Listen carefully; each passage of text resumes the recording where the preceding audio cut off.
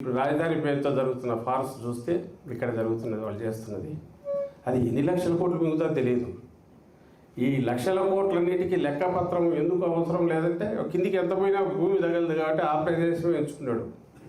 So పై నుంచి కింది వరకు అవినీతి అనేది సిస్టమ్గా పూర్తిగా దాని కంప్లీట్ కరప్ట్ అయిపోయి ఆ స్టేజ్ దాటిపోయి అది సిస్టంలో పార్ట్ అయిపోయింది.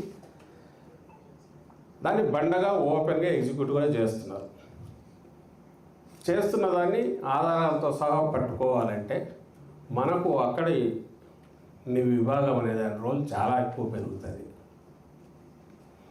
రాష్ట్ర స్థాయిలోనూ అందరం ఇన్వాల్వ్ అయిన చేయడం అనేది ఒక పక్క జరిగితే కింద స్థాయిలో ఎక్కడికక్కడ దీన్ని పట్టుకోవడము, దానికి ఆధారాలు సంపాదించడం, రావడమే ఎట్లా దోచుకోవాలా